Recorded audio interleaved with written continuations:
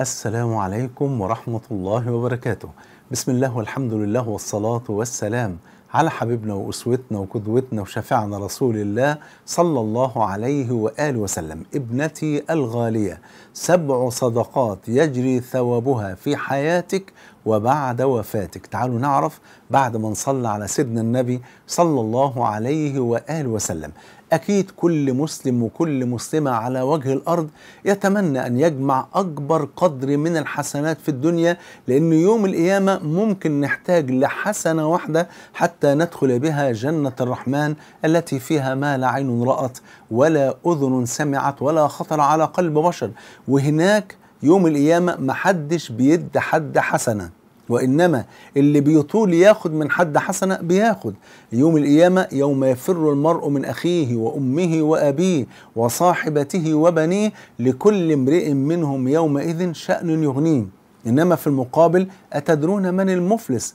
المفلس بقى يوم القيامة اللي جاي بصلاة وزكاة وحج وما شاء الله وزي الفل، لكن يأتي وقد شتم هذا وضرب هذا وسفك دم هذا وأكل مال هذا، فيعطى هذا من حسناتي وهذا من حسناتي إلى آخر الحديث.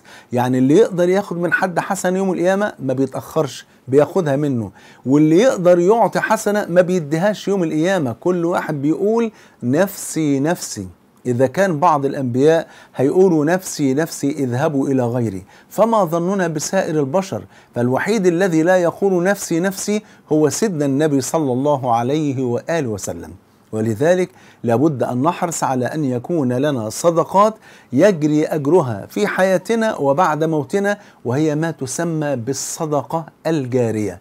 يقول صلى الله عليه وسلم كما عند مسلم: إذا مات الإنسان انقطع عمله إلا من 3، من بينها إلا من صدقة جارية. يعني الصدقة الجارية يفضل يجري أجرها لنا بفضل الله إلى ما شاء الله، إلى أن طول ما الصدقة الجارية دي شغالة، مثلا سقيا مية أو بناء مسجد أو غير ذلك، طول ما هي موجودة، طول ما الأجر واصل للإنسان في قبره بفضل الله.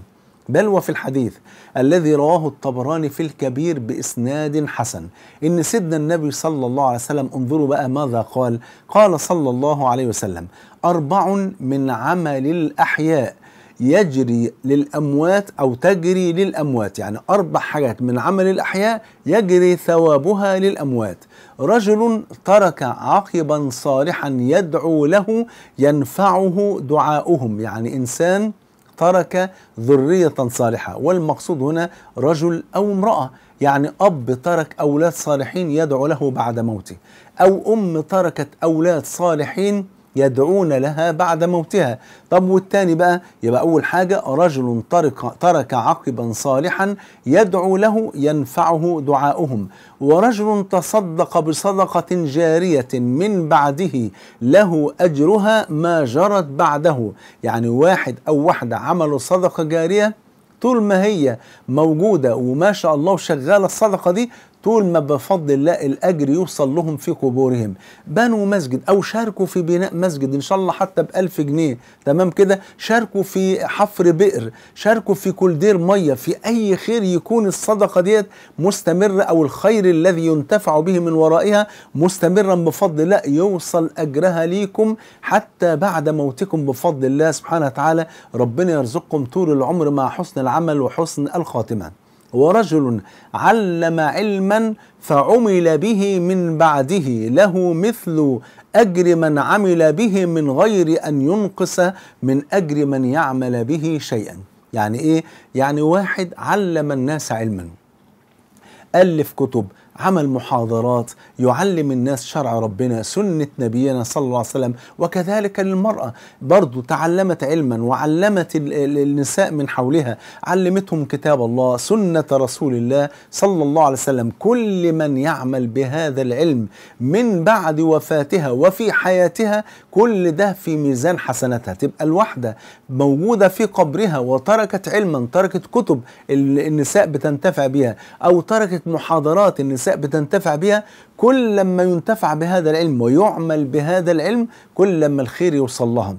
يعني مثلا عملتي محاضرة عن الصلاة، عن ان انت يعني ايه بتحض النساء على الاهتمام بالصلاة، وانت ربنا يديك طولة العمر خلاص تركت الحياة وأصبحت في قبرك.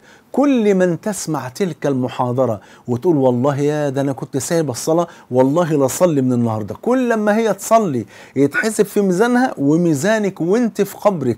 دليت النساء على ذكر الله وعلى الإكثار من ذكر الله.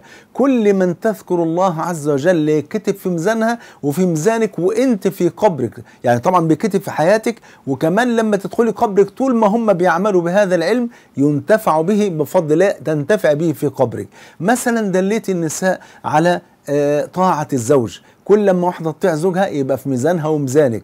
دلتيهم على تربية الأولاد، كل لما واحدة تربي أولادها وأولادها يطلعوا صالحين في ميزانها وفي ميزانك. دلتيهم على صلة الرحم، على بر الوالدين، على أي خلق، على قراءة القرآن، كل من تقرأ صفحة في كتاب الله في ميزانها وفي ميزانك، وهكذا. شفتوا بقى الخير بيوصل إزاي؟ أختم بهذا الحديث الذي رواه البزار بإسناد حسن.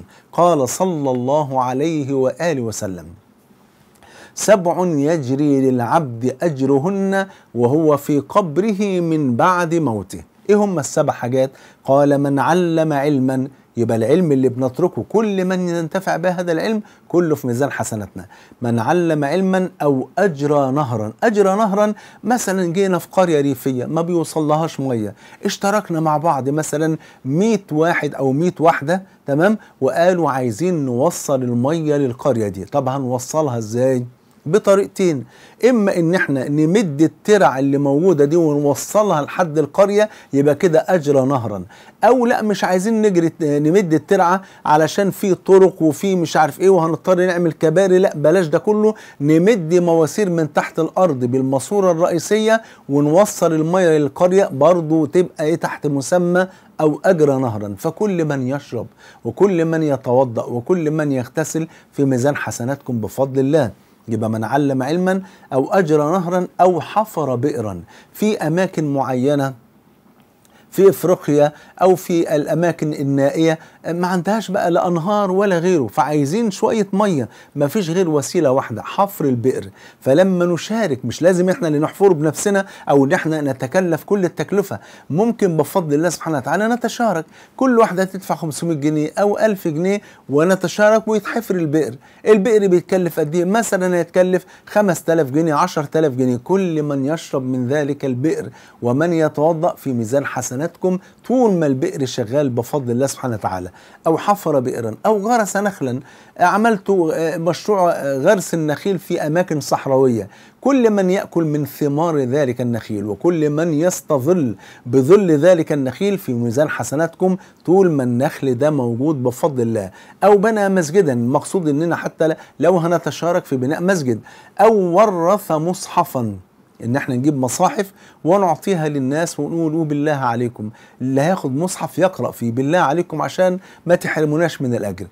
وآخر حاجة بقى قالها النبي صلى الله عليه وسلم بعدما قال أو بنى مسجدا أو ورث مصحفا، قال: أو ترك ولدا يستغفر له من بعد موته. يا سلام ان احنا نربي اولادنا على الخير وعلى الصلاح وعلى التقوى وعلى الايمان وعلى الصلاة وعلى القرآن وعلى الذكر، فلما الواحد يموت يبقى ابنه يستغفر له. وقد ورد ايضا في حديث صحيح ان النبي صلى الله عليه وسلم اخبر ان الرجل، والمقصود بالرجل هو الاب او الام، ان الرجل لترفع درجته في الجنة فيقول: ان لي هذا، ازاي اترفعت درجة في الجنة وانا خلاص يعني خرجت من الدنيا وانتهى عملي؟ فيقال: باستغفار ولدك لك. يبقى إذن ابنتي الغالية وأمي الفاضلة وأختي الفاضلة، دول 7 صدقات بيجري ثوابها في حياتكم وبعد وفاتكم، فاحرصنا على تلك الصدقات. أسأل الله عز وجل أن يجمعنا وإياكم مع سيدنا النبي صلى الله عليه وسلم